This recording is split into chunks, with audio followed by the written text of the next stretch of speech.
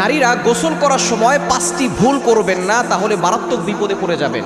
অনেক নারীরা এগুলো জানে না, যার কারণে দেখা যাচ্ছে তারা গোসল করার সময় ভুলগুলো করে থাকে। মনে রাখবেন, বর্তমানে কিন্তু অ্যাটাচ টয়লেট হয়েছে, অ্যাটাচ বাথরুম হয়েছে, এটার ভিতরে আবার গোসলখানা আছে।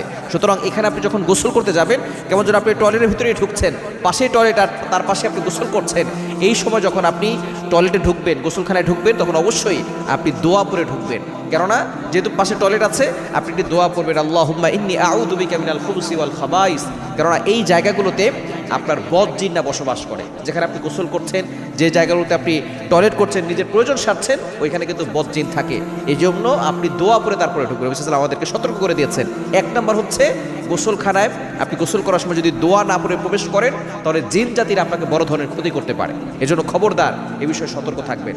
আপনি দোয়া না পড়ে কখনো গোসল করতে যাবেন না। নাম্বার 2, দ্বিতীয় নাম্বার হচ্ছে, গোসল করার সময় আপনি একেবারে উলঙ্গ হয়ে গোসল করা যাবে না। অনেক মা বোন এটা